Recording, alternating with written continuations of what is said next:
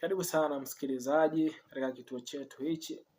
Bila shaka tuendelee kukupa taarifa ama kukupa taswira kamili ya kinachoendelea katika maeneo mbalimbali nchini Tanzania, kutokana na hali hii ya maandamano ambayo imetangazwa kuwepo na kinachotokea kutoka maeneo mbalimbali. Lakini taarifa ninayoipata msikilizaji ni kutoka kwa umoja wa waendeshaji wa vyombo vya usafiri Dar es Salaam, ambao wameweza kuachilia taarifa kwa umma ambayo wameitoa kwa wamiliki na waendeshaji wa bodaboda, bajaji, daladala na magari ya mizigo.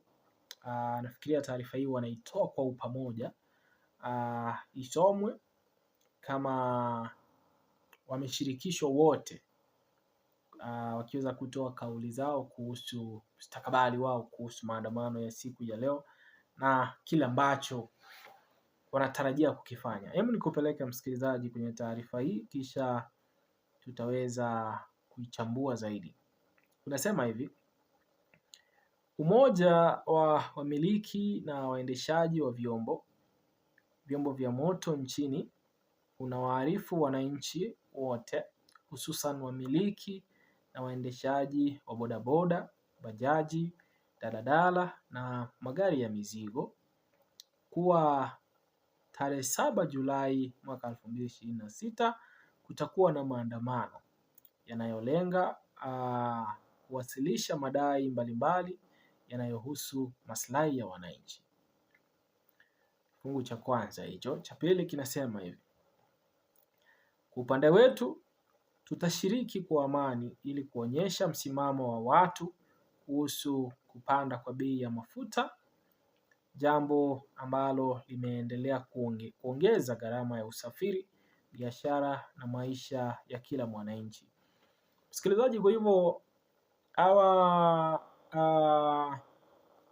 umoja wa waendeshaji wa vyombo vya usafiri Dar es Salaam wamesema kwamba watakuwa ni kwenye nafasi ya kwanza kuweza kushiriki maandamano ili kuweza kuhakikisha kwamba kwa upande wao wanashiriki kwa kuonyesha msimamo wao kuhusu kupanda kwa bei ya mafuta, jambo ambalo limeendelea kuongeza gharama ya usafiri, biashara na maisha ya kila siku ya mwananchi wa Tanzania.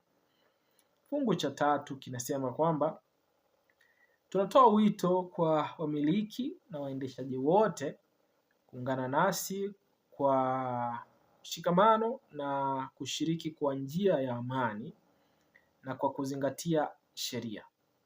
Tunaamini kuwa sauti ya wananchi inapoungana inaweza kuleta mabadiliko chanya na kushawishi mamlaka kusikiliza na kutafuta suluhisho la kudumu kuhusu bei ya mafuta. Tunasisitiza kuwa lengo ni kuona hatua madhubuti zikichukuliwa ili kupunguza mzigo unaowakabili wananchi na sekta ya usafirishaji. Kisha wakatoa maelezo ya msingi kwa madereva wote. Wakasema hivi: kesho ama ifikapo saa 12 asubuhi, kila dereva anatakiwa kuegesha gari, bajaji au pikipiki katika barabara, kisha kuendelea na shughuli zake nyingine. Lengo ni kuhakikisha shughuli zote zinasimama hadi pale madai yetu ya msingi yatakaposikilizwa na kupatiwa ufumbuzi. Umoja ni nguvu, mshikamano ni ushindi. Imetolewa na umoja wa wamiliki na waendeshaji wa vyombo moto nchini. Sasa msikilizaji, ni taarifa hiyo msikilizaji kutoka kwa umoja huu wa waendeshaji wa vyombo vya usafiri mjini Dar es Salaam, ambao wamesema kwamba wanahitaji inapofika saa 12 asubuhi madereva wote iwe ni bajaji, iwe ni gari binafsi, iwe ni gari za mizigo, waweze kuegesha magari zao, yani kusiwe na shughuli za uchukuzi siku hii ya maandamano, na kwamba nia yao ni kushiriki kwa kufanya hivyo ili serikali iweze kuhakikisha kwamba imetatua tatizo hili la mabadiliko katika bei ya mafuta na kuweza kuhakikisha kwamba inatafuta suluhu la kudumu kutokana na hali hii ya misukosuko unaoshuhudiwa katika sekta ya mafuta, inayohakikisha kwamba gharama ya maisha inazidi kupanda na nauli kutoka sehemu hadi nyingine inakuwa ni jambo ambalo halitabiriki.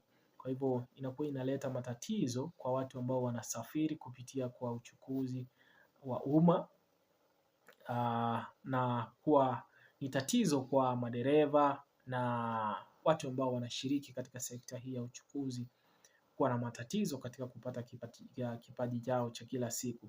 Kwa hivyo wamesema kwamba wenyewe watashiriki maandamano haya katika kuhakikisha kwamba serikali imesema kwamba kwa upande wetu tutashiriki kwa amani ili kuonyesha msimamo wetu kuhusu kupanda kwa mafuta, kwa bei ya mafuta, jambo ambalo limeendelea kuongeza gharama za usafiri, biashara na maisha ya kila mwananchi.